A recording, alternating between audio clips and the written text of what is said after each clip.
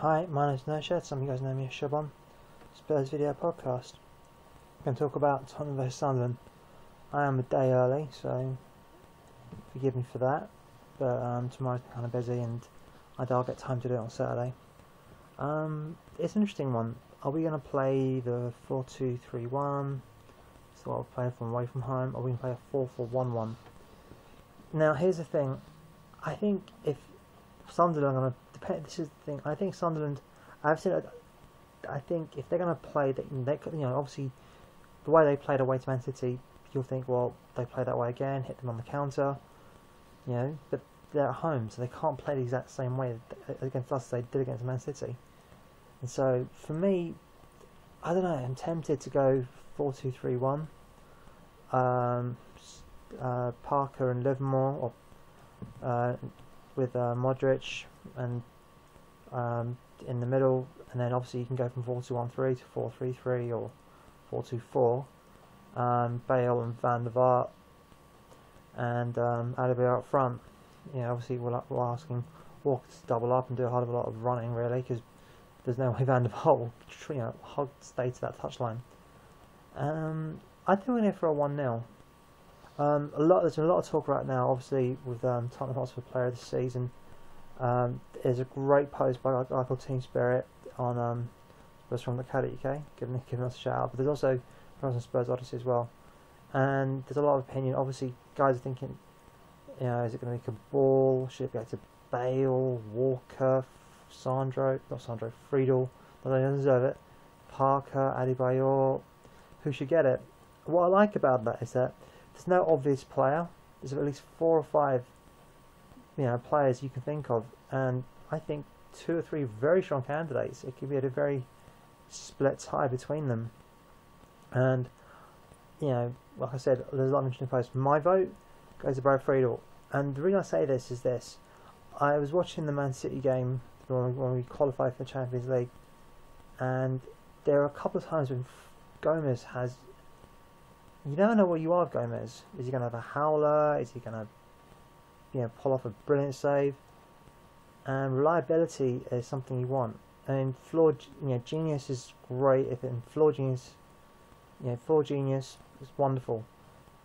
When it's up front, like Balotelli. But if it's in goal is when you so you have to be mad to be a goalkeeper, which is, I suppose, Gomez was kinda, but. I just like the idea, the fact that Friedel's been so calm and so organised.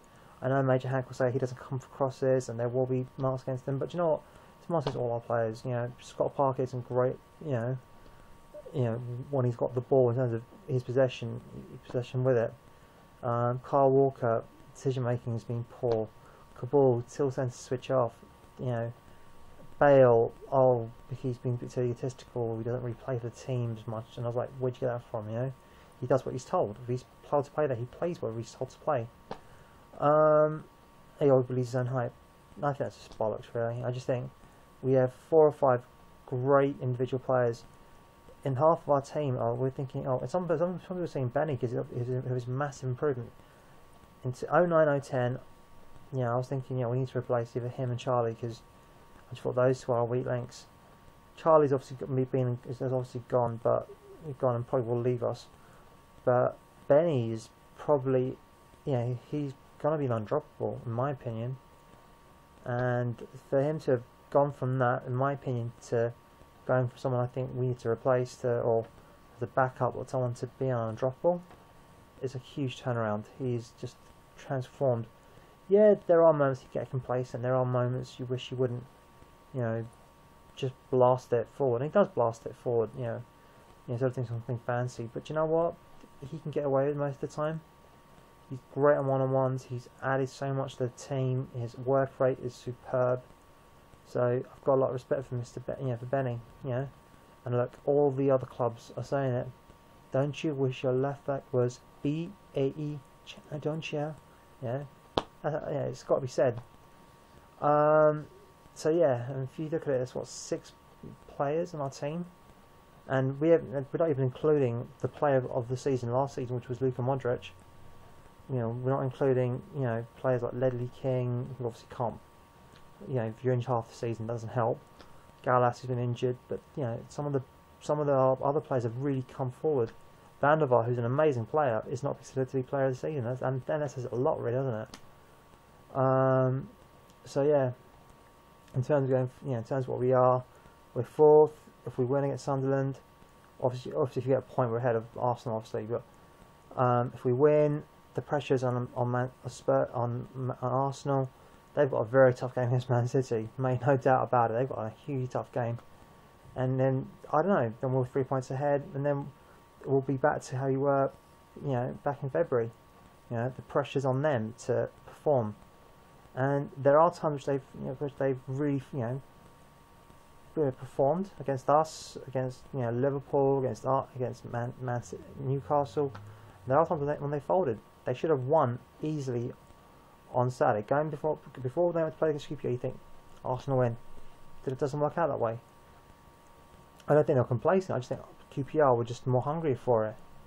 And if we can match Sunderland desire, in terms of desire, shut down Sessegnon, I think we can come away with a 1-0 win. My shout out will go to Mick and Debs. These guys travel, God knows what is it. They do like a 500-mile round trip. I don't know how far Oldham is from London, but that's they're back. And they are true. They are true.